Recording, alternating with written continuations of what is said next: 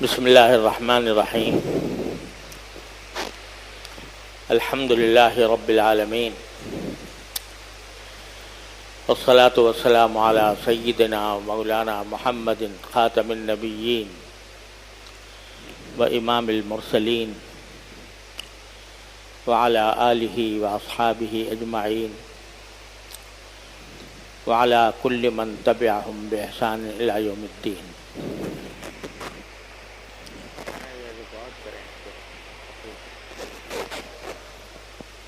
نہیں وہاں اما بعد، حضرات علماء کرام، میرے عزیز طالب علم ساتھیوں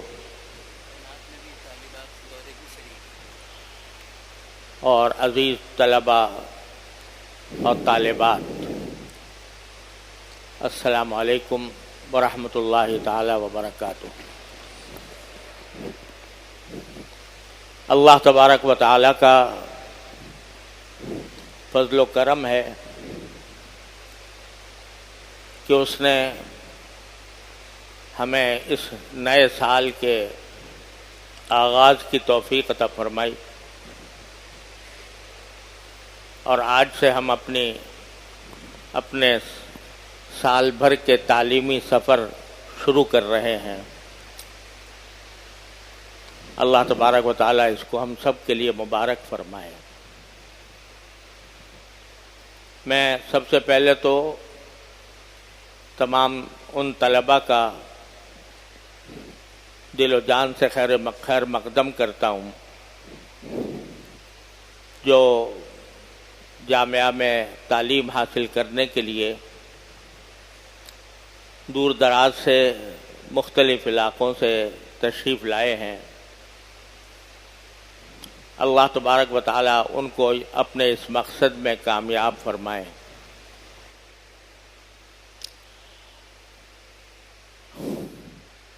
اور حقیقت یہ ہے کہ دارالعلوم کی آبادی، اس کی زینت، اس کی رونق، وہ سب آپ طلباء اور طالبات کے ذریعے ہے۔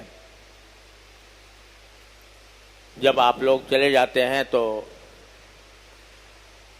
دارالعلوم میں ایک سناٹے کی فضا ہوتی ہے، اور جب طالب علم آ جاتے ہیں تو الحمدللہ ہماری رونقیں بحال ہو جاتی ہیں۔ اللہ تعالیٰ ان رونقوں کو ہمیشہ قائم و دائم رکھے۔ الحمدللہ پچھلے سالوں کی طرح اس سال بھی تعلیم کا آغاز حضرت رئیس الجامعہ مفتی اعظم حضرت مولانا مفتی محمد رفیع صاحب دامت برکاتہم نے فرمایا، اور اپنے ذوق کی وجہ سے ہو سکتا ہے کہ ان کی بات پوری طرح آپ حضرات کے سمجھ میں نہ آئی ہو، تو انہوں نے جو کچھ ارشاد فرمایا اس کا خلاصہ یہ ہے کہ سب سے پہلے تو انہوں نے اس بات پر شکر ادا کیا کہ اللہ تبارک و تعالی نے ہمیں اس نئے سال کے آغاز کی توفیق عطا فرمائی،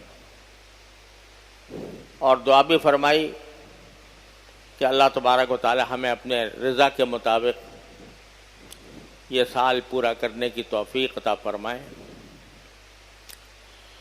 اور پھر حدیث مسلسل بالاولیہ،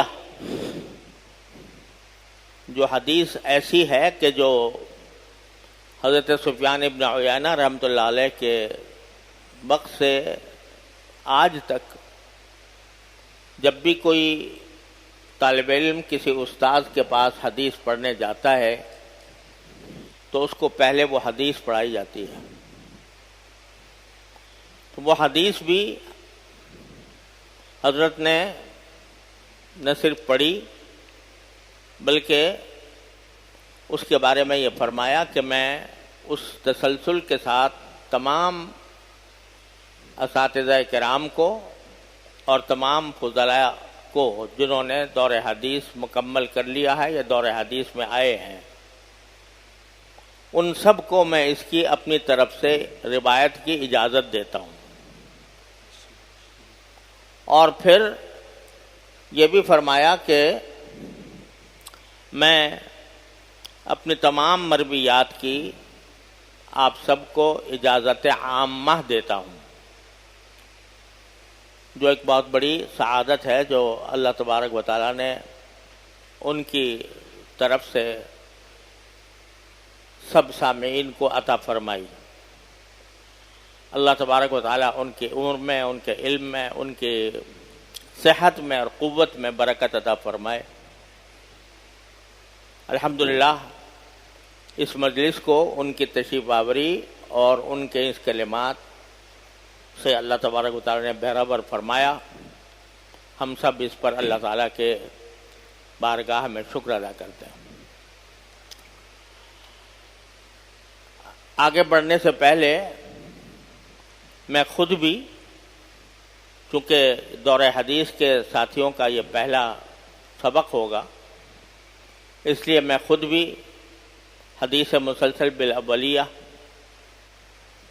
اپنی طرف سے اپنے ساتھیوں کے سامنے پڑھتا ہوں تاکہ ان کو بھی اولیت کا یہ شرف حاصل ہو جائے۔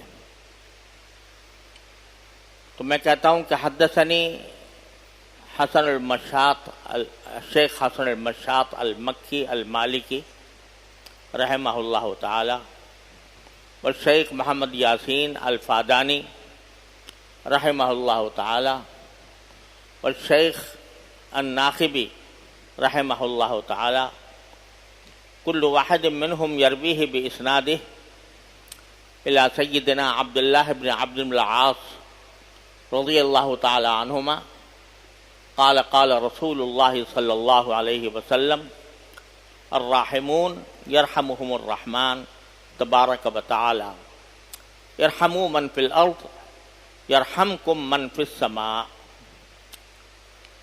یہ حدیث میں نے اس اولیت کے ساتھ سب سے پہلے شیخ حسن مشاط مالکی رحمۃ اللہ علیہ سے حاصل کی سن 1963 میں، جب میں اور میرے بڑے بھائی جناب محمد ولی راضی صاحب عمرے کے لیے گئے تھے، تو اس وقت حضرت شیخ حسن مشاط رحمۃ اللہ علیہ مسجد حرام میں حدیث کا درس دیا کرتے تھے۔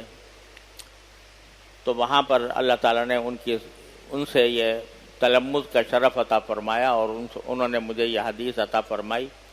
پھر اگلے سال سن 1964 میں حضرت والد ماجد رحمۃ اللہ علیہ اور حضرت برادر مکرم حضرت مفتی محمد رفیع صاحب دامت برکاتہم کی معیت میں حج کی سعادت اللہ نے عطا فرمائی۔ تو اس وقت میں پھر دوبارہ حضرت حسن شیخ حسن مشاط کی خدمت میں حاضری ہوئی، اور بھائی صاحب کو جب انہوں نے اجازت دی تو میں نے بھی اس اجازت میں حصہ لیا۔ اس کے بعد حضرت شیخ محمد یاسین الفادانی رحمۃ اللہ علیہ سے اور پھر شیخ ناقبی رحمہ اللہ سے یہ حدیث میں نے سنی ہے، اور یہ پہلی حدیث ہے جو میں نے ان بزرگوں سے سنی۔ تو اسی تسلسل کے ساتھ میں اپنے دور حدیث کے طلباء کو اور موقوف علیہ کے طلباء کو اس کی اجازت دیتا ہوں۔ اللہ تبارک و تعالیٰ اس کی برکات ہمیں عطا فرمائے۔ اس کے بعد اللہ تعالیٰ کے نام پر حدیث کا صحیح بخاری کا آغاز کرتے ہیں۔ پڑھیے۔ بسم اللہ الرحمن الرحیم الحمد لله رب العالمين والعاقبة للمتقين والصلاة والسلام على سيد الأنبياء والمرسلين وعلى آله وصحبه أجمعين وعلى كل من تبعهم بإحسان إلى يوم الدين. أما بعد، فضيلة شيخنا شيخ الإسلام والمسلمين العلامة الفقيه المحدث محمد تقي العثماني حفظكم الله تعالى ورعاكم ومتعنا بعلومكم وبركاتكم آمين. حدثكم الشيخ المجاهد الكبير المفتي مولانا رشيد أحمد اللديانوي قدس سره، وهو عن شيخ الإسلام والمسلمين شيخ العرب والعجم زين الملة والدين مولانا حسين أحمد المدني رحمه الله تعالى، عن شيخ الهند مولانا محمود حسن قدس سره عن الشيوخ الكبار في الهند مولانا وسيدنا وسيد العلماء محمد قاسم النانوتوي رحمه الله تعالى، والشيخ فقيه النفس سيد الفقهاء مولانا رشيد أحمد الكنكوهي قدس سره، والشيخ مولانا محمد يعقوب النانوتوي رحمه الله تعالى، وهم من تلامذة الشيخ شاه عبد الغني المجدد الدهلوي ثم المدني رحمه الله تعالى، عن الشهير في الآفاق مولانا الإمام الحجة شاه محمد إسحاق الدهلوي ثم المكي رحمه الله تعالى، وأيضا عن الشيخ محمد عابد السندي الأنصاري المدني رحمه الله تعالى، وهو أي مولانا الشاه محمد إسحاق عن جده لأمه إمام الأئمة العارف بالله الشاه عبد العزيز الدهلوي رحمه الله تعالى، عن إمام الأئمة مرجع الأسانيد في الهند إمام المنقول والمعقول مولانا الشاه ولي الله الدهلوي بن مولانا الشاه عبد الرحيم رحمه الله تعالى قال: أخبرنا الشيخ أبو طاهر محمد بن إبراهيم الكردي المدني رحمه الله تعالى قال: أخبرنا والدي الشيخ إبراهيم رحمه الله تعالى قال: قرأت على الشيخ أحمد القشاشي رحمه الله تعالى قال: أخبرنا أحمد بن عبد القدوس أبو المواهب الشنابي رحمه الله تعالى قال: أخبرنا الشيخ شمس الدين محمد بن أحمد بن محمد الرملي رحمه الله تعالى عن الشيخ زين الدين زكريا بن محمد أبي يحيى الأنصاري رحمه الله تعالى قال: قرأت على الشيخ الحافظ أبي الفضل شهاب الدين أحمد بن علي بن حجر العسقلاني رحمه الله تعالى عن إبراهيم بن أحمد التنوخي رحمه الله تعالى عن أبي العباس أحمد بن أبي طالب الحجار رحمه الله تعالى عن السراج الحسين بن المبارك الزبيدي رحمه الله تعالى عن الشيخ أبي الوقت عبد الأول بن عيسى بن شعيب السدسي الهروي رحمه الله تعالى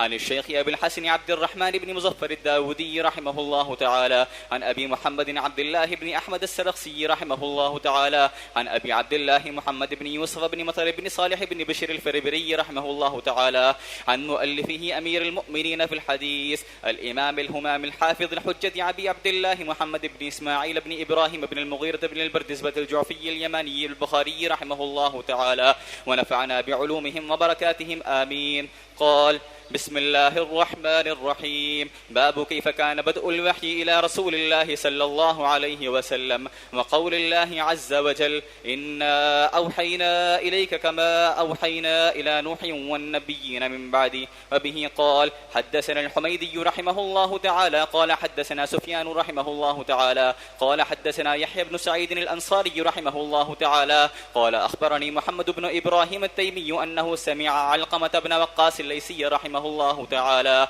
يقول: سمعت عمر بن الخطاب رضي الله تعالى على المنبر يقول: سمعت رسول الله صلى الله عليه وسلم يقول: إنما الأعمال بالنيات وإنما لامرئ ما نوى، فمن كانت هجرته إلى دنيا يصيبها أو إلى امرأة ينكحها فهجرته إلى ما هاجر إليه. ما شاء اللہ.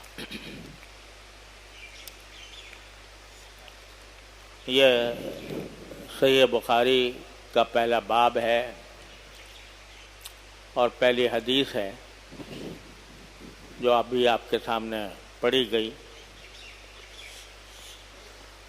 اس حدیث سے متعلق کچھ علمی مباحث ہیں.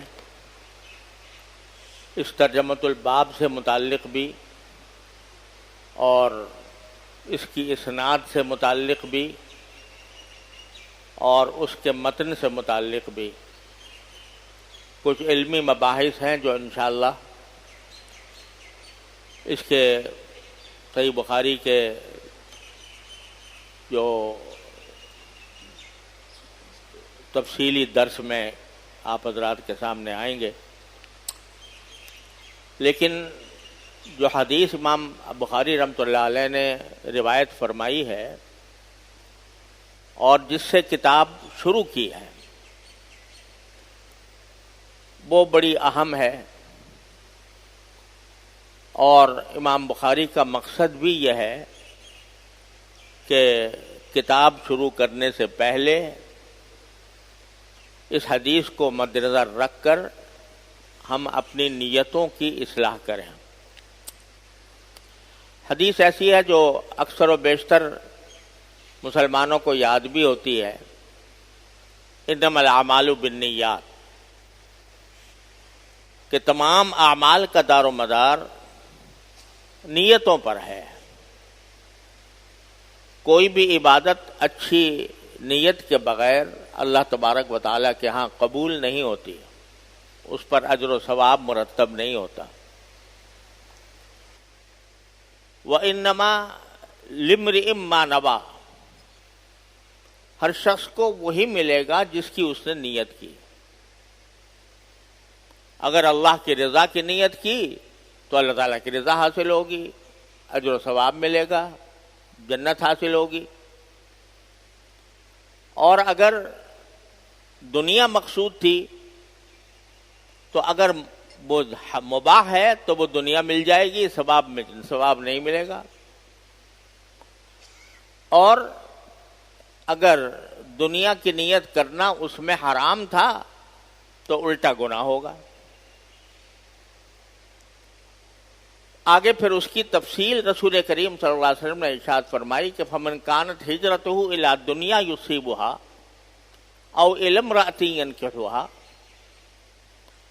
اگر کوئی شخص ہجرت کرے، اس زمانے میں مکہ مکرمہ سے مدینہ طیبہ مسلمان اس لیے ہجرت کر رہے تھے کہ مکہ مکرمہ میں ٹھیک اسلامی زندگی گزارنا مشکل ہو رہا تھا، تو وہ ہجرت کوئی آدمی کرے اگر اس لیے کرے کہ تاکہ میں دین پر صحیح عمل کر سکوں تب تو اس کو ثواب ملے گا۔ لیکن اگر ہجرت کر رہا ہے کسی دنیا کو حاصل کرنے کے لیے، تجارت کے لیے، کوئی نفع حاصل کرنے کے لیے، یا کسی عورت سے نکاح کے لیے، بعض روایتوں میں آتا ہے کہ ایک صحابی تھے، انہوں نے مدینہ منورہ کی ایک خاتون ام قیس رضی اللہ تعالی عنہا کو نکاح کا پیغام دیا، تو انہوں نے یہ شرط لگائی کہ اگر آپ ہجرت کر کے مدینہ منورہ آ جائیں گے تو میں نکاح کر لوں گی۔ چنانچہ وہ ہجرت کر کے آ گئے۔ تو شاید اس کی طرف اشارہ ہے کہ اگر کوئی شخص ہجرت اس لیے کرتا ہے کہ کسی عورت سے نکاح کرنا مقصود ہے، فَهِجْرَتُهُ إِلَىٰ مَا هَاجَرَ إِلَيْهِ، تو پھر اس کی ہجرت اسی کام کی سمجھی جائے گی جس کام کے لیے اس نے ہجرت کی ہے۔ یہ لفظ عام اللہ تعالیٰ نبی کریم صلی اللہ علیہ وسلم نے اس لیے استعمال فرمایا کہ بعض اوقات وہ نیت کوئی بری نہیں ہوتی، ناجائز نہیں ہوتی، بلکہ مباح ہوتی ہے، جیسے نکاح کرنے کی نیت، تو یہ کوئی گناہ کی نیت نہیں ہے، کوئی ناجائز بات نہیں ہے، لیکن ثواب نہیں ہے۔ اس واسطے نیت اگر نکاح کرنے کی ہے تو پھر ہجرت اس کی اسی کام کے لیے سمجھی جائے گی جس کے لیے اس نے نکاح کی، اس نے ہجرت کی ہے، یعنی اس پر اس کو ثواب مرتب نہیں، ہجرت کا ثواب مرتب نہیں ہوگا۔ اور اگر خدا نہ خواستہ ہجرت کسی ایسے کام کے لیے ہے یا کوئی عبادت ایسے کام کے لیے کر رہا ہے کہ جو ہے ہی حرام، ناجائز، تو اس وقت بجائے اس کے کہ اس کو ثواب ملتا، الٹا گناہ ہوگا۔ یہ ہے حدیث کا مجموعی مفہوم۔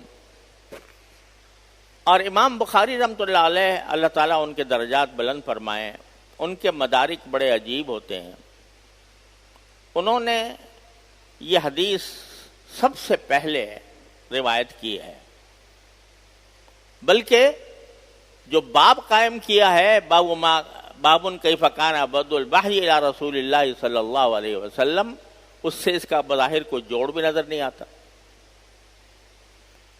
تو یہ کیوں یہاں پر یہ روایت کی ہے، اس کے مختلف توجیحات ہیں جو انشاءاللہ کسی اور وقت میں عرض کروں گا، لیکن اصل بات یہ ہے کہ امام بخاری خود چونکانا چاہتے ہیں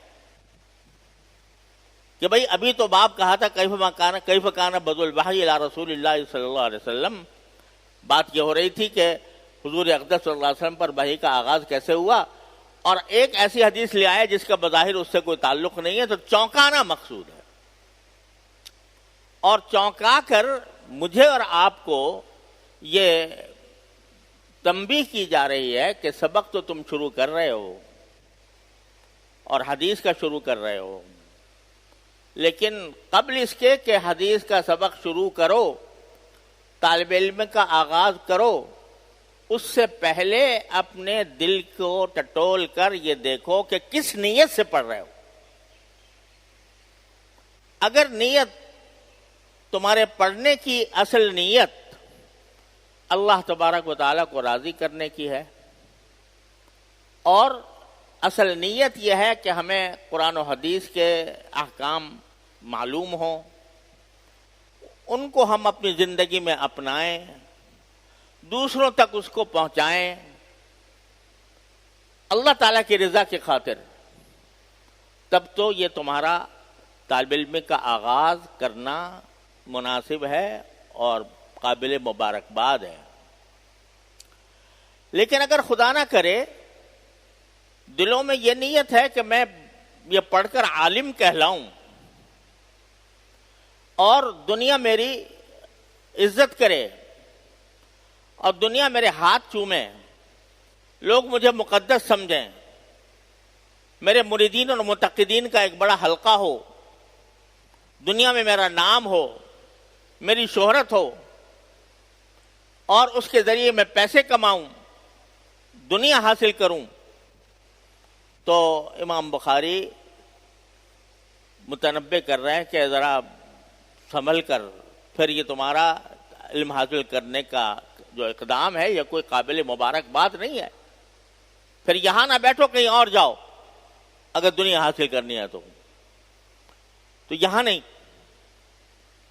اور یہاں خاص طور پر امام بخاری نے ایک عجیب اپنا اسلوب ظاہر کیا ہے کہ حدیث جو مکمل ہے جو امام بخاری نے دوسری جگہ پر بھی روایت کی ہے، وہاں پوری حدیث یہ ہے کہ فمن کانت ہجرتہ الی اللہ ورسولہ فہجرتہ الی اللہ ورسولہ ومن کانت ہجرتہ الی الدنیا یصیبها او امرأۃ ینکحها فہجرتہ الی ما ہاجر الیہ. پوری حدیث یہ ہے. امام بخاری نے یہاں روایت کرتے ہوئے پہلا حصہ نہیں ذکر کیا، من کانت ہجرتہ الی اللہ ورسولہ فہجرتہ الی اللہ ورسولہ، یہ حصہ نہیں آیا، اس حدیث میں روایت ہی نہیں کیا. جو مثبت حصہ تھا، یعنی جس میں یہ کہا گیا تھا کہ ہجرت وہی معتبر ہے جو اللہ کے رسول کے لیے ہو، اور وہ ہوگی تو اللہ رسول کے لیے ہوگی اور موجب اجر ہوگی، اس حصے کو تو روایت ہی نہیں کیا. یہاں صرف دوسرا حصہ روایت کیا کہ من کانت ہجرتہ الی دنیا یصیبها او امرأۃ ینکحها فہجرتہ ما ہاجر الیہ. آخر کیوں حذف کر دیا پہلا حصہ؟ تفصیل انشاءاللہ درس میں آئے گی، لیکن یہ خاص وجہ سے کیا ہے. وہ اس طرح نہیں کہ اتفاقاً امام بخاری نے وہی روایت ذکر کر دی اور اس میں سے ایک حصہ نقل، بکثرت ایسے کرتے ہیں امام بخاری کہ کسی روایت کا کوئی حصہ، ایک حصہ روایت کرتے ہیں، دوسرا نہیں روایت کرتے. لیکن یہاں پر خاص طور پر شاید عمدن یہ روایت کیا ہے کہ صرف پہلا حصہ چھوڑ دیا اور دوسرا حصے کے اوپر صرف اکتفا کیا. تو یہ اللہ تبارک امام بخاری کا یہ خاص مدرک ہے کہ وہ اس حصے کو روایت کر رہے ہیں جو وعید کی طرف جاتا ہے، جو تنبیہ کی طرف جاتا ہے کہ آج ذرا اپنی نیت درست کر لو، ورنہ یاد رکھو کہ جو نیت کرو گے وہی ملے گا تمہیں. اگر تم نے یہ علم حاصل اس لیے کر رہے ہو کہ اس کے ذریعے تمہیں پیسے ملیں گے، اگر تم اس لیے کر رہے ہو کہ دنیا میں تمہاری شہرت ہوگی، اگر اس لیے کر رہے ہو کہ دنیا تمہارے ہاتھ چومے گی، تو یاد رکھو پھر وہ جو علم کی فضیلت ہے یا اللہ تبارک و تعالیٰ کے ہاں جو اس کے انعامات ہیں کہ فرشتے پر بچھاتے ہیں تمہارے لیے، اور تم جب کوئی راستے کا کوئی حصہ قطع کرتے ہو تو وہ تمہارا جنت کا راستہ قطع ہو رہا ہوتا ہے. مچھلیاں تمہارے سمندر میں تمہارے لیے دعائیں کرتی ہیں، اس لیے کرتی ہیں کہ تم علم حاصل اس لیے کرو کہ میں پیسے کماؤں گا. اس لیے کرتی ہیں مچھلیاں دعائیں کہ تم دنیا کے اندر اپنا نام چاہتے ہو. اس لیے کرتی ہیں تاکہ تم بڑے سے بڑے مالدار بن جاؤ، دولت مند بن جاؤ. یہ مچھلیاں اس لیے دعائیں کرتی ہیں، ملائکہ اس لیے پر بچھاتے ہیں، اور تمہارے ہر ہر قدم پر اللہ تبارک و تعالیٰ جنت کا راستہ آسان اس لیے کرتے ہیں کہ تم یہ علم اللہ کے لیے پڑھ رہے ہو، تم اللہ کو راضی کرنے کے لیے پڑھ رہے ہو، تم اس لیے پڑھ رہے ہو تاکہ اس کے ذریعے تم دین کے احکام حاصل کر کے اپنی زندگی میں ان کو رچاؤ اور بساؤ، اور دوسروں تک اس کو اسی جذبے کے ساتھ پہنچاؤ۔ یہ ہے صحیح نیت جو تمہیں، ورنہ اگر نیت دنیا حاصل کرنے کی ہے تو آپ ابو داؤد شریف میں حدیث پڑھیں گے۔ ابو داؤد شریف میں حدیث آتی ہے کہ رسول کریم سرور دو عالم صلی اللہ علیہ وسلم نے ارشاد فرمایا کہ من تعلم علما مما یبتغى به وجه الله لا يتعلمه الا للدنيا يصيبها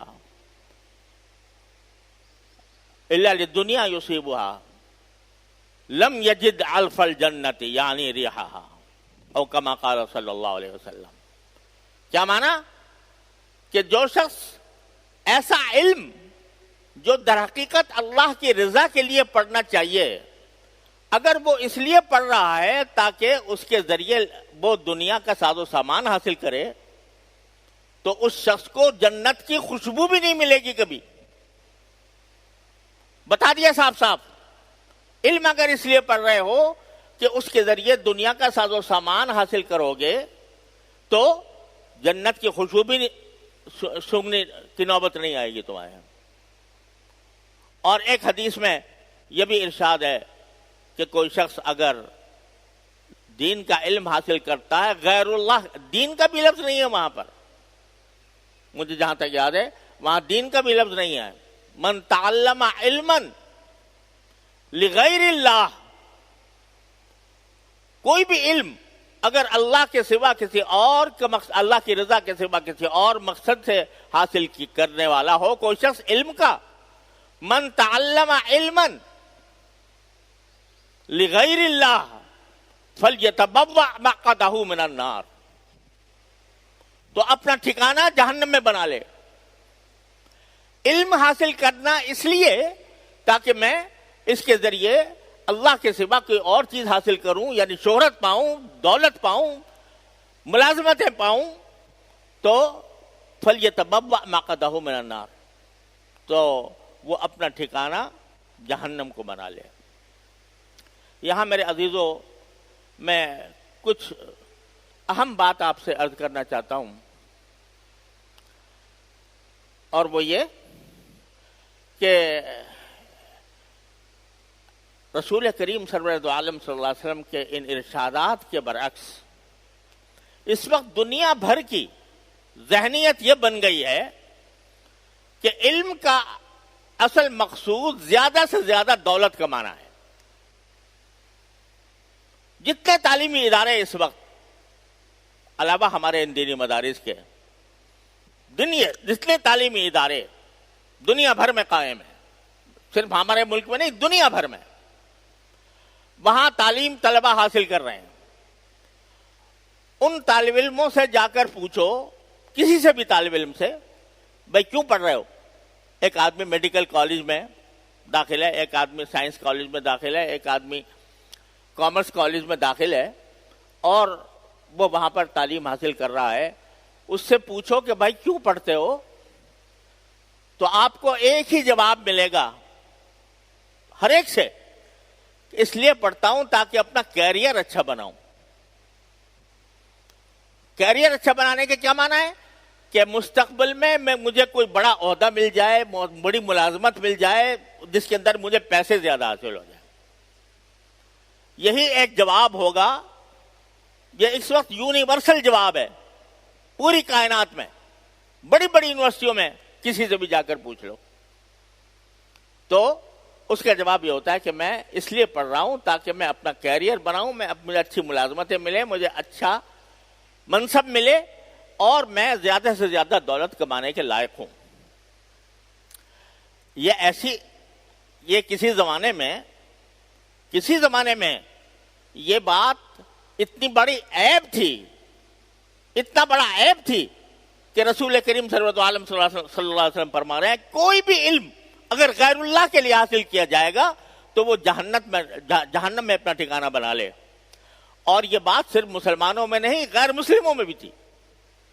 غیر مسلم لوگ جو بڑے بڑے سائنسدان جو گزرے ہیں اور جو بڑے بڑے موجد گزرے ہیں، وہ انہوں نے سائنس کے اندر جو اپنی ایجادات کی ہیں یا ترقیاں کی ہیں، وہ ان کے اگر حالات پڑھو تو انہوں نے بعض اوقات فقر و فاقے میں زندگی گزاری، لیکن ان کے پیش نظر پیسہ کمانا نہیں تھا، بلکہ ان کا پیش نظر خدمت تھی. چاہے وہ انسانیت کی خدمت ہو، غیر مسلم ہو، لیکن وہ انسانیت کی خدمت کرنا چاہتے تھے. یہ کارل مارکس جس کی ساری دنیا میں سوشلزم کا نظریہ ساری دنیا میں پھیلا، تو وہ کتنا ہی غلط نظریہ تھا، کتنا ہی خراب نظریہ تھا، کتنا ہی باطل نظریہ تھا، لیکن اس نے جو علم حاصل کیا، معاشیات کا علم جو حاصل کیا، وہ اس طرح حاصل کیا کہ یہ فقر و فاقے کی زندگی گزاری ہے اس نے، اور چیتھڑے پہن کر اور باقی ماندہ روٹی کے ٹکڑے استعمال کر کے اس نے علم حاصل کیا اور پھر کتاب لکھی. اور جو کتاب لکھی ہے، جو ساری دنیا کے اندر پھیلی، داس کیپیٹال، جو ساری کمیونزم اور سوشلزم کی بنیاد ہے، اس کے مقدمے میں اس نے اپنے سارے حالات لکھے ہیں، کس طرح میں نے یہ علم حاصل کیا اور کس طرح میں نے اس کو کوشش کی، لیکن اس لیے کہ تاکہ انسانیت کا فائدہ ہو. اس کے خیال میں انسانیت کا فائدہ تھا، تو اس نے یہ مصیبتیں برداشت کی اور آخر میں ایک جملہ لکھا کہ there is no royal road to science، کہ علم کے طرف جانے والا کوئی راستہ شاہی راستہ نہیں ہوتا. علم کی طرف جانے والا کوئی راستہ شاہی راستہ نہیں ہوتا. ایسا نہیں ہوتا کہ آپ کے لیے قالین بچھائے جائیں، سرخ قالین آپ کے استقبال کے لیے، اور پھر علم آ کر آپ کی گود میں پڑ جائے. کوئی راستہ شاہی. تو پہلے زمانے میں غیر مسلم بھی یہ بات عیب سمجھتے تھے کہ ہم اب علم دنیا کے لیے حاصل، اس کام کے لیے حاصل کریں کہ ہم پیسے زیادہ کمائیں، بلکہ ان کا مقصد خدمت ہوا کرتا تھا، چاہے مسلمان ہو یا غیر مسلم. لیکن آج یہ فیشن بن گیا اور کوئی تعلیمی ادارہ، کالج، یونیورسٹی، کسی جگہ چلے جاؤ، مقصود اصلی صرف کیا ہے؟ پیسہ کمانا. جب پیسہ کمانا ہے تو اس میں اس سے کوئی بحث نہیں ہے کہ اس علم، میرے علم کے ذریعے لوگوں کا فائدہ پہنچے، لوگوں کو کہ میں خدمت کروں، میں اپنے ملک کا مستقبل روشن کروں، اس طرف کوئی دھیان نہیں. لہذا اگر وہ تو ایک بکاؤ مال ہے، جب پیسے کے لیے کر رہا ہے تو بکاؤ مال ہے. اس کو اگر یہاں پیسے اچھے مل رہے ہیں تو یہاں کرے گا، اس کو اگر برطانیہ میں مل رہے ہیں برطانیہ میں جا کے خدمت کرے گا، اس کو اگر امریکہ میں پیسے زیادہ مل رہے ہیں امریکہ میں جا کے خدمت کرے گا. اپنے ملک کی کیوں خدمت کرے؟ وہ اس واسطے کہ پیش نظر پیسہ ہے. وہ پیسہ یہاں نہیں ملتا اتنا زیادہ، وہاں ملتا ہے. یہ ایک فیشن بن گیا ہے پورا، اور اس درجہ بن گیا کہ آج جب ہم یہ کہتے ہیں اپنے مدارس دینیہ کے بارے میں کہ بھائی ہم تو پیسوں کے خاطر نہیں پڑھتے ہیں، ہم اللہ کے لیے پڑھتے ہیں، ہم اللہ تبارک و تعالیٰ کے دین کو حاصل کرنے کے لیے، اس پر عمل کرنے کے لیے، اس کی خدمت کرنے کے لیے پڑھتے ہیں، تو اس کو عیب سمجھا جانے لگا، اس کو عیب سمجھا جانے لگا. ارے بھائی یہ دیکھو، یہ مولوی ملا جو یہاں پر مدرسوں کے اندر تعلیم حاصل کر رہے ہیں، یہ جب فارغ ہوتے ہیں تو ان کا کوئی ٹھکانہ نہیں، ان کو نہ کوئی اچھی ملازمت ملتی ہے، نہ ان کا معاشی طور پر استحکام ان کے اندر پیدا ہوتا ہے. لہذا یہ مخلوق جو ہے بیکار مخلوق ہے، کیونکہ پیسہ نہیں کماتی. بیکار اس لیے جو کارآمد وہ ہے جو پیسہ کمائے. یہ مخلوق پیسہ نہیں کما رہی، اور نہ پیسہ کمانے کے لیے اس نے اپنا وقت صرف کیا ہے. یہ تو کسی ایک اندیکھی جنت کے لیے کر رہے ہیں. وہ جنت ملے گی، ان کو مل جائے گی. دنیا میں تو یہ ان کا کوئی معاشی استحکام نہیں ہوگا. یہ کھائیں گے کہاں سے، یہ پیئیں گے کہاں سے؟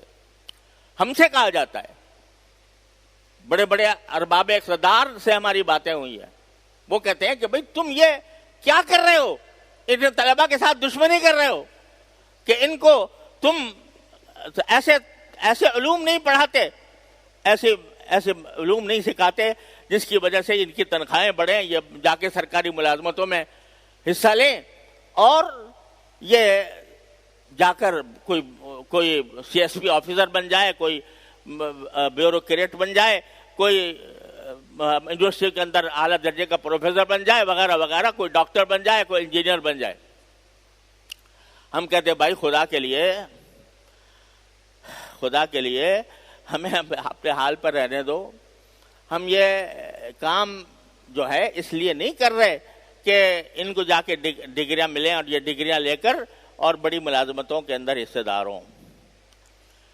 تو سمجھ میں نہیں آتی ان کے بات، یہ کیسے ہو سکتا ہے کوئی علم حاصل کرے اور اس کے پیش نظر پیسہ نہ ہو؟ یہ ہو کیسے سکتا ہے؟ ان کی سمجھ میں بات نہیں آتی۔ اب ذرا ایک بات اور آ گئی ذہن میں، اس کو بھی بڑا اچھی طرح سمجھنے کی ضرورت ہے، اور وجہ اس کی یہ ہے کہ اس وقت یہ عجیب کچھ تصورات پھیلے ہوئے ہیں مختلف حلقوں میں عصری تعلیم اور دینی مدارس کے حوالے سے، کہ بھئی دینی مدارس میں عصری تعلیم ہونی چاہیے، نہیں ہونی چاہیے، کیا ہونا چاہیے، اس کے اوپر بحثیں ہو رہی ہیں، اس کے اوپر مجادلے ہو رہے ہیں، اور ایک عجیب کشمکش کا سا عالم برپا ہے۔ خود ہمارے طالب علموں کے ذہن میں، بڑے بڑے بہت سے اساتذہ کے ذہن میں بھی کچھ خلش سی عجیب پیدا ہو گئی ہے۔ وہ خلش اس لیے پیدا ہو گئی ہے کہ اس معاملے میں ایک زبردست خلط مبحث کا شکار ہو رہے ہیں لوگ۔ جب تک اس خلط مبحث کو ذہن سے دور نہیں کیا جائے گا اس وقت تک یہ لوگ غلط باتیں کرتے رہیں گے، مجادلے اور مباحثے چلتے رہیں گے جس کی کوئی انتہا نہیں ہوگی۔ اور مجھے اندیشہ ہے کہ اگر خدا نہ خواستہ یہ خلط مباحث ذہنوں سے دور نہ ہوا تو ہم اپنی پٹڑی سے اتر جائیں گے۔ جس پٹڑی پر ہم مدارس دینیہ کو لے کر چلے تھے، جس پر ہمارے بزرگ لے کر چلے تھے، اس پٹڑی سے اتر کر کہیں اور روانہ ہو جائیں گے۔ اس لیے میں اس خلط مباحث کو دور کرنا چاہتا ہوں، اور اس کو ذرا غور سے اچھی طرح سمجھیے۔ بات یہ ہے کہ ہم عصری تعلیم کے مخالف نہیں ہیں۔ پہلی بات، عصری تعلیم سے مراد جو بھی دنیا کے اندر رہنے کے لیے جو علوم ضروری ہیں، سائنس ہے، ٹیکنالوجی ہے، یہ کامرس ہے، اکاؤنٹنگ ہے، جو کچھ بھی ہے، جتنے علوم عصریہ کہلاتے ہیں ان کے ہم مخالف نہیں ہیں۔ یہ علوم بھی میرے والد ماجد قدس اللہ تعالی سرہ کے ارشاد کے مطابق اگر دیکھا جائے تو ایک لحاظ سے فرض کفایہ ہیں۔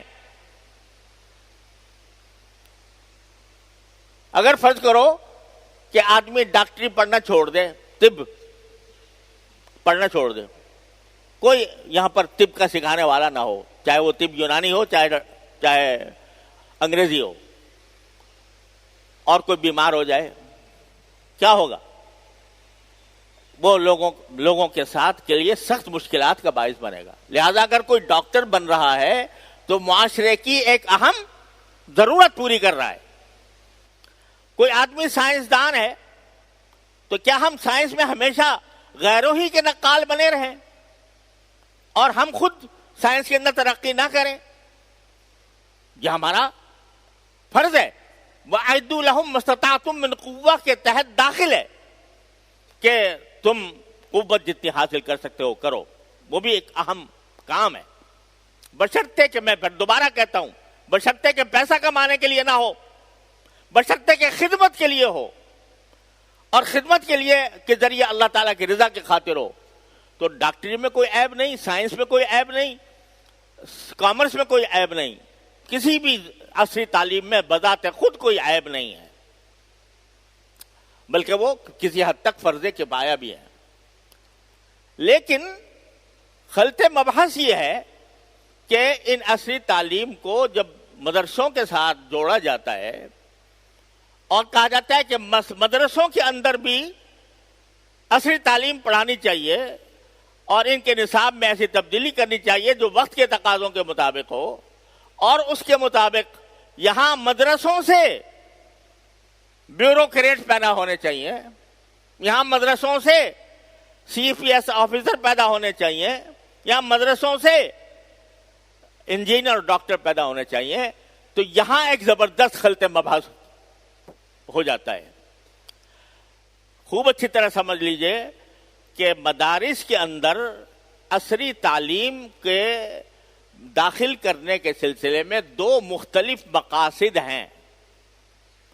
ان میں سے ایک مقصد درست ہے اور دوسرا مقصد بہت غلط ہے. پہلا مقصد یہ ہے کہ ہمارے طالب علموں کو دنیا کے علوم کا اتنا پتہ ہو کہ جس کے ذریعے ان کی بات میں وزن پیدا ہو، اور وہ دنیا کے سامنے جب دین کا پیغام پہنچائیں تو ان کی ذہنیت کو مد نظر رکھ کر ان کے زبان میں، ان کے محاورات میں دین کو سکھا سکیں.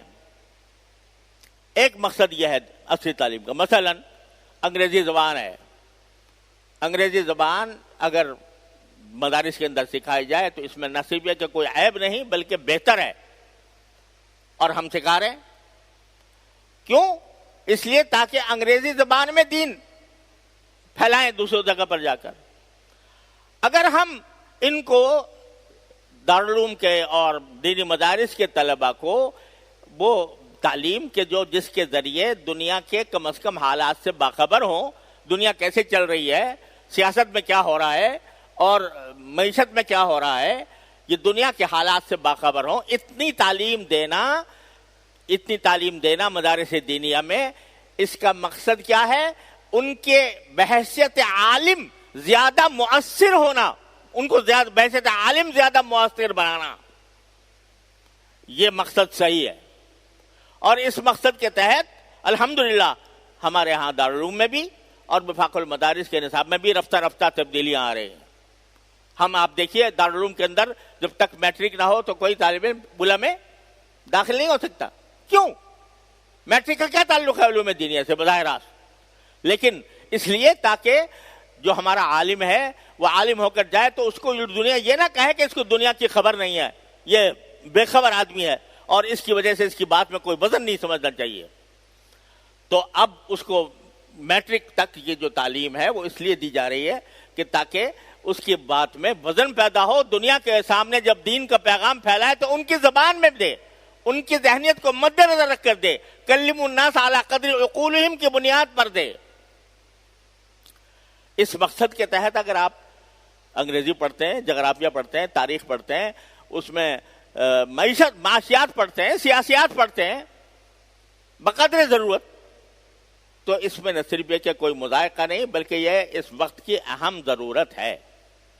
اور اس کے لحاظ سے الحمدللہ مدارس میں اس کا اہتمام ہو رہا ہے. بہت سے مدارس میں میٹرک لازمی ہے اور بہت سے مدارس میں لازمی نہیں ہے، لیکن اس طرف بڑھ رہے ہیں رفتہ رفتہ. اسی طرح درس نظامی کے نصاب میں بعض غیر ضروری اشیاء کو پیچھے رکھ کر کوئی ضروری ایسی چیزیں جو آج کی ضرورت ہے. پہلے یونانی فلسفہ کا دنیا میں رواج تھا، آج یونانی فلسفہ کے بجائے جدید فلسفے کی بات رکھ دی جائے. اگر پہلے زمانے میں یونانی فلسفے کو بہت زیادہ شد و مد کے ساتھ پڑھایا جاتا تھا، اب اس کی اتنی زیادہ ضرورت نہیں. آپ جانتے ہیں کہ پہلے ملا حسن ہوتی تھی اور ملا اور سلم ہوتی تھی اور کیا کیا کچھ ہوتا تھا، سب نکل گئے نصاب سے، اور اس کی جگہ اب آپ معیشت و تجارت پڑھ رہے ہیں. اس کی جگہ آپ جو ہے وہ درآمد و برآمد کے تجارت کے احکام پڑھ رہے ہیں. تو یہ اسی ضرورت کے تحت ہو رہا ہے. ایک عالم کو بحیثیت عالم کے اپنا پیغام پہنچانے کے لیے، اپنی تعلیم و تبلیغ کے لیے جن باتوں کے جاننے کی ضرورت ہے وہ ہماری مدارس کی ضرورت ہے، لیکن وہ اللہ کے لیے ہے. اس لیے نہیں کہ معاشیات پڑھ کے وہ جا کر کسی کمپنی میں جا کے وہ ڈائریکٹر بن جائے گا. وہ اس لیے تاکہ پیغام پہنچائے دین کا، اس میں دین کا راستہ دکھائے، معیشت میں دین کا راستہ کیا ہے وہ بتائے. اس لیے اس طرح عصری علوم کا دینی مدارس کے اندر داخل ہونا بقدر ضرورت، یہ عین مقصود ہے ہمارے مقاصد میں داخل ہے، نمبر 1۔ لیکن اگر آپ عصری مضامین اس لیے پڑھا رہے ہیں کہ بھائی یہ علماء جو ہیں یہ جا کر یہ حکومت کے ایوانوں میں جا کر بیٹھیں اور یہ جا کر بیوروکریٹ بنے، سی ایس پی آفیسر بنے، اور یہ کہا جا رہا ہے کہ آج جہاں پر پالیسیاں بنتی اور بگڑتی ہیں وہاں پر ہمارے علماء پہنچے تاکہ وہ پالیسیوں کو درست کر سکیں،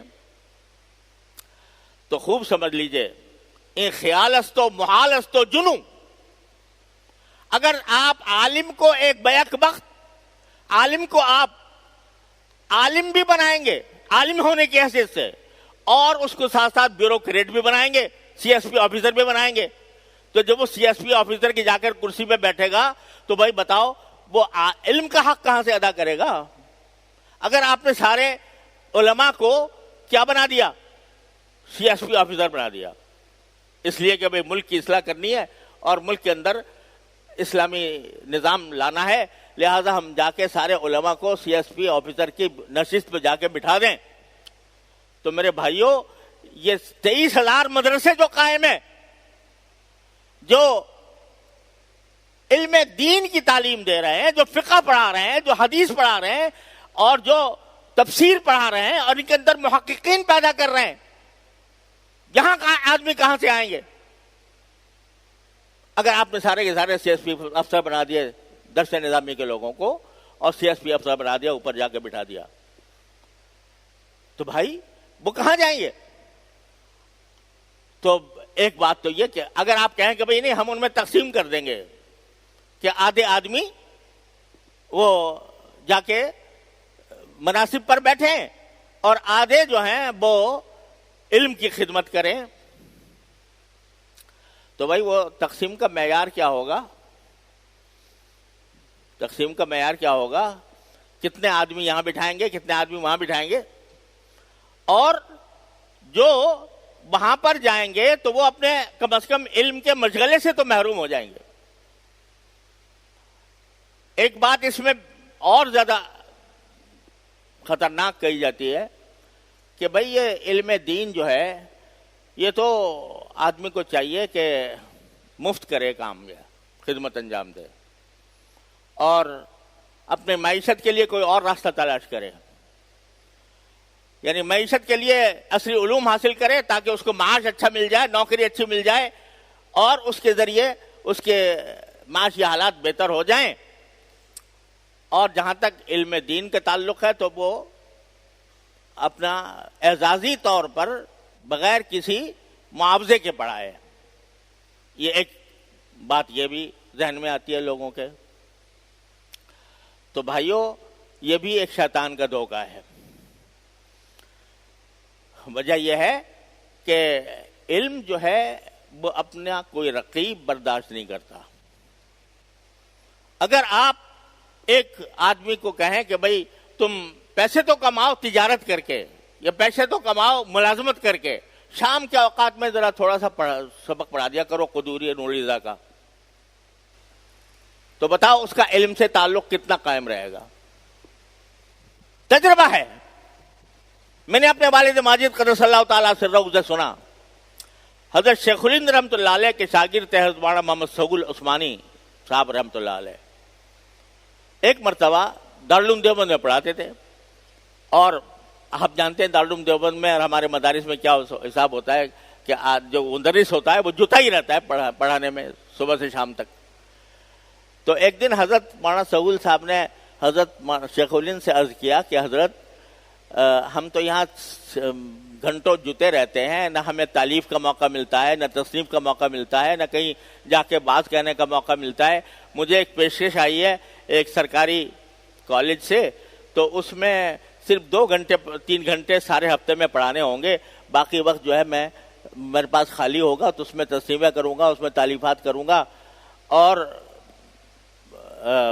تو وقت ملے گا، اور انشاءاللہ مدرسے میں مفت خدمت انجام دوں گا۔ حضرت شیخ الہند رحمۃ اللہ نے شروع میں تو منع کیا کہ نہیں بھائی ایسا نہ کرو، مگر آخر کار حضرت نے اجازت دے دی، چلے گئے۔ 1 سال گزارا، ایک سال گزار کر جب واپس آئے تو حضرت شیخ الہند رحمۃ اللہ علیہ نے پوچھا کیوں بھائی مولانا سہول صاحب اس ایک سال میں کتنی تصنیفیں کی تم نے اور کتنے مقالے لکھے, کتنے رسائل لکھے؟ تو حضرت مولانا نے کہا جی حضرت بالکل آپ صحیح فرماتے تھے اس ہمارا ضائع ہو گیا سارا وقت اس میں. تو حضرت نے فرمایا کہ ارے بھائی جو پیوست رہے شجر سے امید بہار رکھ, اس شجر کے ساتھ پیوستہ رہو گے تو پھر تصنیف بھی کر لو گے, تعلیف بھی کر لو گے, تحقیق بھی کر لو گے, اور اگر یہاں سے کٹ کے کہیں اور چلے گئے تو پھر یہ میدان تمہارا نہیں رہے گا. تو اگر آپ یہ تصور کرتے ہیں کہ ایک آدمی سی ایس پی آفیسر بھی بنا بیٹھا ہے اور ساتھ میں شام رات کو وہ قدوری نوریزہ پڑھا رہا ہے یا دین کی کوئی اس قسم کی خدمت کر رہا ہے, عملاً ممکن نہیں ہے. تجربہ شاہد ہے کہ نتیجہ ارذل کتابیں ہوتا ہے اور انسان کی زندگی اسی میں بسر ہو جاتی ہے. رہا یہ کہ بھئی دین کی تعلیم مفت پڑھانی چاہیے, تو میرے والد ماجد رحمۃ اللہ علیہ کی ایک بات سنیے اور یاد رکھیے. آج کل کے اس دور میں جہاں طرح طرح کے مغالطے پھیلے ہوئے ہیں, حضرت والد ماجد رحمۃ اللہ علیہ فرمایا کرتے تھے کہ بھئی ساری دنیا کا قاعدہ یہ ہے کہ آدمی جو علم اپناتا ہے اور جو علم ہنر حاصل کرتا ہے, اللہ تعالیٰ کی طرف سے اسی ہنر میں اس کا معاش بھی وابستہ ہوتا ہے. جس ہنر کو انسان نے حاصل کیا, جو علم حاصل کیا, اللہ تعالیٰ اس کا معاش بھی اسی سے وابستہ کر دیتے ہیں. ایک شخص نے اگر ڈاکٹری پڑھی ہے تو معاش بھی کہاں سے ہوگا؟ ڈاکٹری سے ہوگا. ایک شخص نے انجینئرنگ سیکھی ہے تو اس کا معاش بھی انجینئرنگ سے ہوگا. تو بھائی اگر ایک شخص نے علوم اسلامیہ پڑھے ہیں تو اس کا معاش بھی علوم اسلامیہ ہی سے وابستہ ہوگا. یہ اور بات ہے کہ بھئی اگر جب انتخاب کر رہے ہو تو دیکھ لو کہ بھئی ڈاکٹری میں زیادہ پیسے ملیں گے اور اس میں زیادہ معیشت کا زیادہ استحکام ہوگا یا مولوی ملا بننے میں زیادہ ہوگا, تو اب تمہارا اختیار ہے. لیکن اگر تم نے یہ راہ اختیار کر لی تو یہ سمجھو کہ تمہارا معاش بھی اسی سے وابستہ ہے اور اللہ تبارک و تعالیٰ اسی کے ذریعے دیں گے تمہیں. والد صاحب فرماتے تھے کہ کوئی آج تک مولوی بھوکا نہیں مرا, کسی مولوی نے آج تک خودکشی نہیں کی فاقوں کی وجہ سے. کیوں؟ اللہ تعالیٰ اسی سے اس کا معاش وابستہ کر دیتے ہیں. تو البتہ یہ ٹھیک ہے کہ اس کا معاش جو ہے عام طور سے جو دوسرے علوم ہیں, عصری علوم, ان کے مقابلے میں اس کا معاش کم ہوتا ہے. تو بھائی جو آدمی آ رہا ہے, پڑھنے آ رہے ہو نا تم, تو پہلے سے سوچ لو کہ اگر ہمارا معاش ہوگا تو وہ اسی سے کہیں وابستہ ہوگا اور ہمیں وہ تنخواہیں نہیں ملیں گی, اس اونچے معیار پر ہم نہیں جا سکیں گے جس معیار کے اوپر دوسرے لوگ جاتے ہیں. تو اگر یہ سوچ سمجھ کے آؤ تو آ جاؤ. جس کو ہو جان و دل عزیز اس کی گلی میں جائے کیوں؟ جس کو یہ چاہیے کہ مجھے عالیشان بنگلہ چاہیے, مجھے عالیشان کار چاہیے, مجھے سارے دنیا کی دولتیں اور راحتیں چاہیے, تو بھائی وہ ہمارے مدارس کا رخ نہ کرے, پھر وہ اس جگہ جائے جہاں وہ ملتی ہیں. یہاں تو ہمارے بزرگوں نے روکھا سوکھا کھا کر, موٹا جھوٹا پہن کر اس دین کے علم کی حفاظت کی ہے. لہذا یہاں اگر ملے گا تو بھائی دال روٹی ملے گی, اور اگر اس دال روٹی پر تمہیں کفایت نہیں ہے تو کہیں اور جاؤ. ہاں البتہ اللہ تعالیٰ اپنے فضل و کرم سے اس دال روٹی کے اوپر اللہ تبارک و تعالیٰ بعض اوقات اتنی برکت عطا فرما دیتے ہیں کہ وہ بہت سے لوگوں کے بڑی تنخواہوں میں وہ برکت نہیں ہوتی جو ان دال روٹی کی تنخواہوں کے اوپر اللہ تعالیٰ مدرسوں میں عطا فرما دیتے ہیں. اساتذہ کرام بیٹھے ہیں سارے, پوچھ لو ان میں سے ہر ایک سے کہ اللہ تعالیٰ نے دارالعلوم کی تنخواہ میں جو برکت دی ہے وہ کہیں دنیا میں حاصل ہو سکتی ہے؟ جو برکت اللہ تعالیٰ نے دارالعلوم کی تنخواہ میں دی ہے ان میں سے ایک ایک سے پوچھ لو. اور الحمدللہ ہمارے اساتذہ کرام کی اللہ تعالیٰ نے ایسی تربیت فرمائی ہے مدارس دینیہ کے مزاج کے مطابق کہ آج تک کبھی ہمارے پاس کسی استاد کی یہ درخواست نہیں آتی کہ ہماری تنخواہ بڑھاؤ. وہ مشکلات سے گزر جائیں گے, سختیاں جھیل لیں گے, مگر ان کی یہ درخواست نہیں آئے گی کہ ہماری تنخواہ بڑھاؤ. الحمدللہ ہمارا دارالعلوم کا مزاج یہ ہے, ہمارے مدارس کا مزاج یہ ہے. تو اس لیے میرے بھائیوں اس غلط فہمی سے, ہاں وہ جو کہا جا رہا ہے کہ بھئی حکومت کے ایوانوں میں اور افسر شاہی کے مناصب پر ایسے لوگ ہونے چاہیے کہ جو دین سکھائیں اور دین کو نافذ کریں, ان کا مزاج دینی ہو, ان کا مذاق دینی ہو, وہ دین کی خدمت کے لیے جائیں. یہ بے شک ایک بہت بڑا اعلیٰ مقصد ہے, مگر اس کے لیے مدرسہ نہیں بلکہ اس کے لیے دوسرے ادارے چاہیے, مدرسے کے ساتھ ہی دوسرے ادارے. جیسے ہمارے ہاں دیکھو مدرسہ ابتدائیہ حضرت والد صاحب رحمۃ اللہ کے زمانے سے قائم ہے. کیوں قائم ہے؟ وہاں پر اس لیے قائم ہے تاکہ وہاں پر نیک مسلمان پیدا ہوں. ہمارے یہاں ہیرا فاؤنڈیشن قائم ہے, انگلش میڈیم. کیوں قائم ہے؟ اس لیے قائم ہے تاکہ وہاں سے مسلمان ذہن رکھنے والے لوگ پیدا ہوں, ان کو اتنا علم دے دیا جائے کہ وہ اس علم جو علم فرض عین ہے وہ ان تک پہنچ جائے, وہ ایک سچے مسلمان بن جائیں, پھر آگے جائیں تو وہ اس دین کی بنیاد پر کام کریں.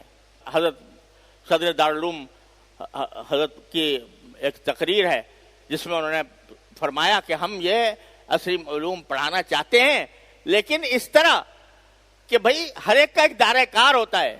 ہمارا ایک شعبہ یہ ہے جس میں درس نظامی پڑھایا جاتا ہے, وہ خالص علوم اسلامیہ کے لیے. ایک شعبہ یہ ہے جس میں ہم انگریزی بھی پڑھا رہے ہیں, انگریزی عصری علوم بھی پڑھا رہے ہیں, اور اس کو ہم آگے کالج تک لے جانا چاہتے ہیں.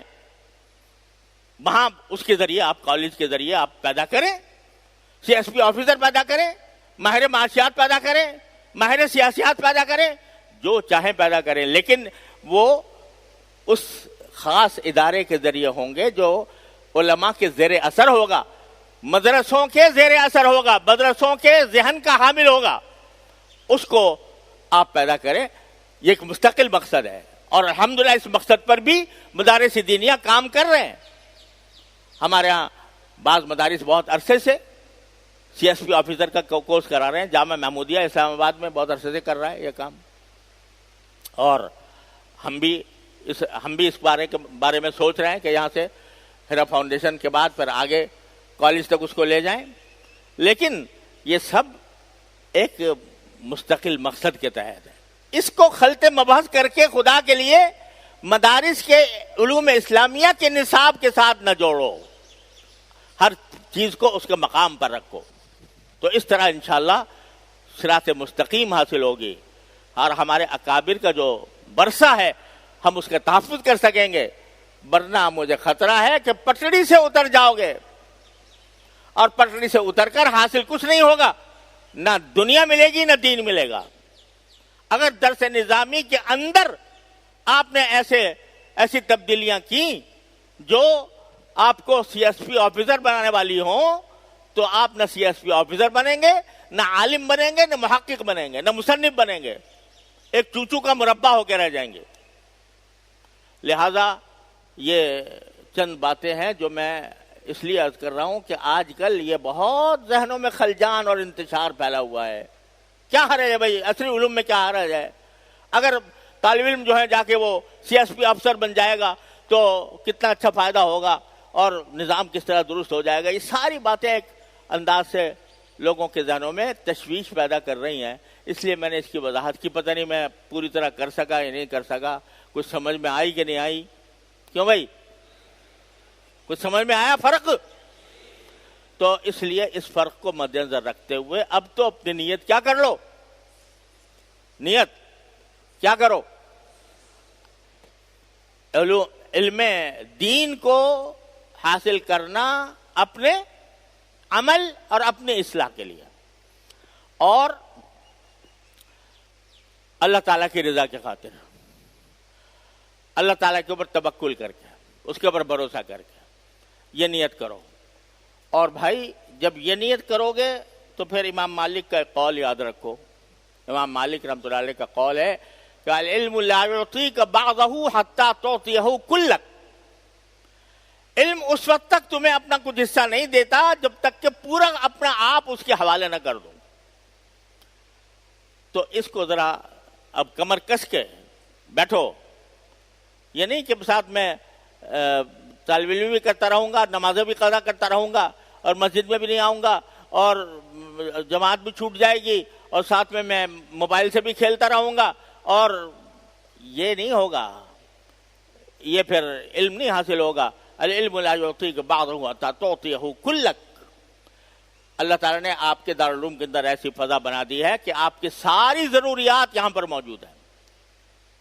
آپ کو باہر جانے کی ضرورت نہیں ہے. کھانا آپ کا یہاں ہے, سونا آپ کا یہاں ہے, کوئی چیز خریدنی ہو دکانیں یہاں ہیں, کینٹین یہاں ہے, دواخانہ یہاں ہے, اور یہاں تک کہ قبرستان یہاں ہے. تو ساری ضروریات اللہ تعالیٰ نے اسی میں تمہاری جمع کر دی ہیں. اب آپ کو باہر جانے کی کوئی ضرورت کیا ہے؟ کیوں باہر پھرتے ہو؟ باہر جا کے کیا حاصل ہوگا؟ اس لیے اپنے آپ کو مکمل وقف کر دو علم دین کی تحصیل کے لیے, اور دوسرے مسائل چھوڑو. دوسری بات یہ ہے بھائی, ذرا بات میری لمبی ہو رہی ہے لیکن بات کہنے کا موقع کم ملتے ہیں. دیکھو علم, ابھی حضرت مولانا محمود اشرف صاحب, مولانا عزیز الرحمان صاحب, مولانا عبدالرؤوف صاحب نے کتنی قیمتی باتیں فرمائی ہیں. علم بذات خود کوئی مقصود نہیں, وہ تو شیطان کو بھی ہوتا ہے. علم وہ ہے جو عمل پر آمادہ کرے, اور اس کے لیے ہم یہاں یہ سمجھتے ہیں کہ صرف تعلیم کافی نہیں ہے, تربیت ضروری ہے. دین پڑھنا نہیں ہے, دین سیکھنا ہے. تو یہاں اپنے اساتذہ سے جہاں دین پڑھو وہاں سیکھو. کیا وجہ ہے کہ نور الازہ میں 52 سنتیں پڑھ لی نماز کی, اور عمل ایک پہ بھی نہ ہوا؟ تو اس کا اہتمام کرو کہ دین سیکھو. جو پہلے غلطیاں ہیں ان غلطیوں کی تلافی کرو, اور اپنے آپ کو نماز با جماعت کا پابند بناؤ. یہ کوئی بہت ہی برا منظر ہے کہ دارالعلوم کی جامع مسجد میں 4-4 5-5 صفیں مسبوقین کی ہوں. یہ کوئی اچھا منظر ہے؟ یہ دینی مدرسے کے شان ہے کہ 4-5 صفیں مسبوقین کی ہوں جنہیں تکبیر اولیٰ نہیں ملی. اگر پہلے اہتمام نہیں تھا جماعتوں کا, صف اول کا, جس کی فضیلتیں حدیث میں پڑھو گے اور پڑھتے رہتے ہو, اگر اس کا اہتمام پہلے نہیں تھا تو کم از کم اب تو کر لو. کوشش کرو کہ تکبیر اولیٰ فوت نہ ہو نماز کی, مسبوق نہ بنو حتی الامکان. کوئی عذر شرعی ہو بات دوسری. اسی طرح جیسے مولانا عزیز الرحمان صاحب نے فرمایا کہ اتباع سنت صرف ظواہر کا نام نہیں ہے کہ بھئی داڑھی رکھ لی اور کرتا پہن لیا اور ٹخنے اوپر کر لیے. بے شک یہ بڑی عظیم سنتیں ہیں, ان کی توہین کرنا, ان کی تحقیق کرنا بھی بہت خطرناک بات ہے. بے شک یہ بھی عظیم سنت, لیکن سنتیں اس میں منحصر نہیں. سنتیں یہ بھی ہیں کہ ایک دوسرے سے ملو تو خوش اخلاقی سے ملو, مسکرا کر ملو, دوسرے کا دل خوش کرو, دوسرے کو تکلیف سے بچاؤ, سب طلباء کو اپنا بھائی سمجھو, لڑائی جھگڑا نہ ہو. اگر کسی نے کوئی غلط بات کہہ دی ہے تو تحمل سے کام لو, بردباری سے کام لو. یہ ساری سنتیں ہیں رسول کریم صلی اللہ علیہ وسلم. اس کی تربیت حاصل کرنی ہے. اور بھائی اسی طرح جیسا میں نے عرض کیا کہ سوائے علم کے آپ کے کوئی اور مشغلہ نہیں ہونا چاہیے. عملی سیاست جو ہے وہ علم کے ساتھ نہیں چلتی, تعلیم کے ساتھ نہیں چلتی.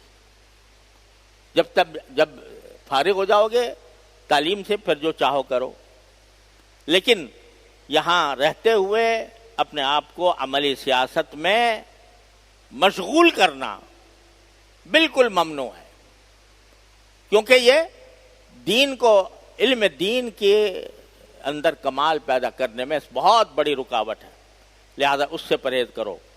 اور یہاں اجازت نہیں ہے کسی بھی قسم کی عملی سیاست کی کوئی کارروائی کرنے کی، جلسوں میں شریک ہونے کی، جلوسوں میں شریک ہونے کی کوئی اجازت نہیں ہے. کیوں؟ العلم لا یعطیک بعضہ حتی تعطیہ کلک، اس لیے ضروری ہے. اور بھائی موبائل ایک بہت بڑا فتنہ ہے اس دور کا.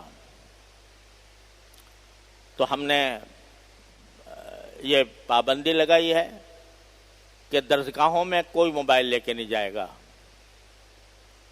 اور درسگاہوں کے علاوہ بھی اپنے پاس اگر کوئی موبائل رکھنا ہے تو سادہ موبائل ہو بغیر کیمرے کا. یہ انتہائی ضروری اقدام ہے آپ کو لغویات سے بچانے کا اور آپ کو دین سے دور کرنے کا اور جو غلط مشغلوں میں لگانے سے پرہیز کرنے کا. یہ بہت اہم اور ضروری اقدام ہے اور ہم نے اس کے اوپر اب سختی کی ہے اور کرنی ہے مزید. آپ کے شاید علم میں ہوگا کہ پچھلے سال بعض طلباء کو اسی بنا پر ہم نے خارج کر دیا کہ انہوں نے ان ضوابط کی خلاف ورزی کی تھی، اور بعض ان میں سے وہ ہیں کہ جو دورے میں آنے والے تھے. لیکن ہم یہ کہتے ہیں کہ دورے میں آنا تو بذات خود کوئی مقصود نہیں. اگر آدمی ناجائز کام کر رہا ہے، بد نظری میں مبتلا ہے اور دورے میں آ جائے کیا ہوگا؟ اس کے دورے آنے سے کوئی فائدہ نہیں. لہذا ہم نے یہ پابندی لگائی ہے اور اس کی اب بہت اہتمام کے ساتھ آپ حضرات کو پابندی کرنی ہے. اور بھائی آخری بات یہ ہے کہ یہ سارا علم جو ہے یہ رجوع الی اللہ سے حاصل ہوتا ہے. اس میں رجوع الی اللہ بنیادی کلید ہے اس کے حصول کے لیے. لہذا جب سبق پڑھنے جائیں آپ تو اللہ تعالیٰ سے دعا کر کے جائیں. اساتذہ یہ دعا کریں کہ یا اللہ یہ سبق پڑھانے جا رہا ہوں، اپنی رحمت سے شرح صدر کے ساتھ ایسے پڑھانے کی توفیق عطا فرما کہ جس سے طلباء کا فائدہ ہو. اور طالب علم بھائی اپنے دارالاقامہ سے درسگاہ جاتے ہو نا تو کتنا بڑا اچھا خاصا فاصلہ ہوتا ہے.